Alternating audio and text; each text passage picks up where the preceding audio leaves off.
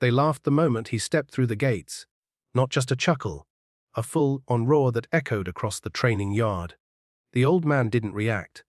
He simply kept walking, his boots dragging slightly, his faded flannel fluttering in the dry wind.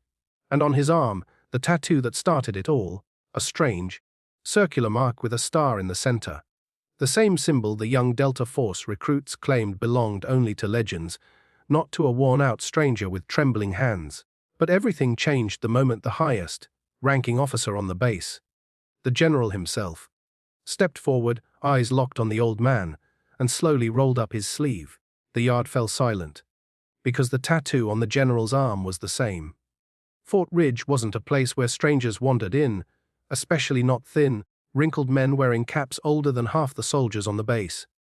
Training echoed, boots pounded dust into the air, and shouts of drills carved through the morning. But everything froze when the old man reached the edge of the parade ground. Private Cole Simmons, young, cocky, and proud of being a fresh Delta recruit, nudged his buddy and snickered. "Who let Grandpa roam out of the retirement home?" The others laughed, sharp and careless. The old man ignored them. He kept walking toward the board posted near the barracks, the one with the base's announcement of a special classified demonstration. He wasn't fast. Every step seemed to cost him effort. His hands shook slightly, but his eyes carried something ancient, something that didn't match his broken body. Cole blocked his path. "Hey, you lost? Or are you here to show us your magic old man tattoo again?" The old man paused. His flannel sleeve slid a little, revealing the faded black circle, the star inside it, a symbol almost mythical among special operations soldiers. Cole exaggerated a gasp. "Oh look, he thinks he's one of the ghost marks. Those guys are stories, man. Legends, not." He waved dismissively at the man's age. "This." But before anyone could laugh again, a jeep screeched to a halt.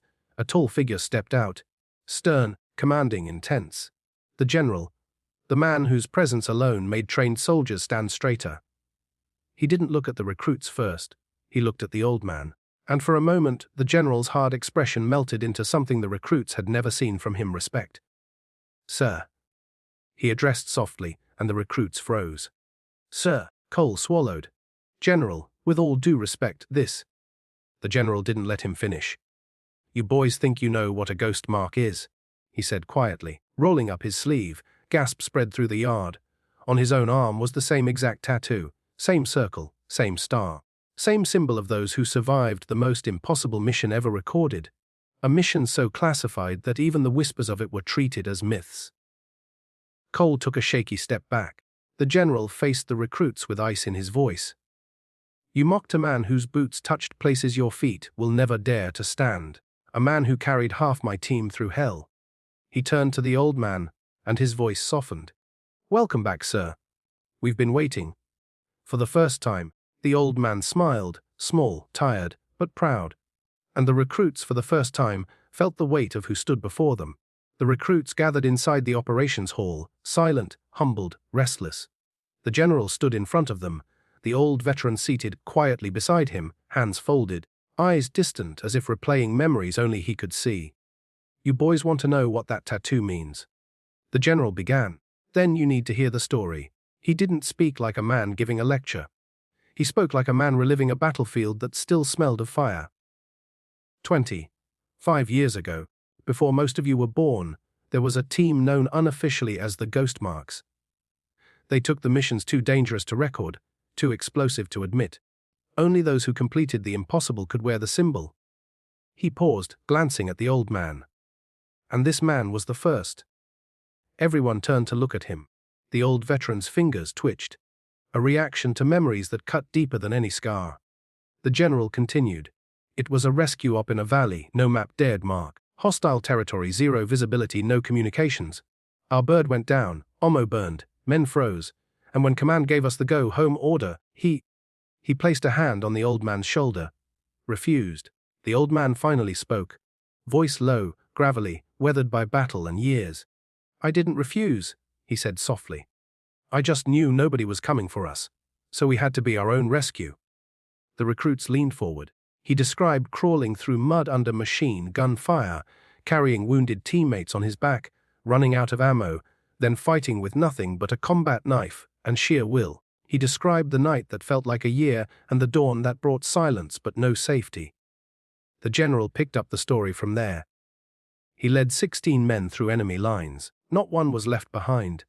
Those who survived wear the tattoo. Except him. He never showed it again. A Cole stared at the mark on the old man's arm. No longer faded, no longer meaningless.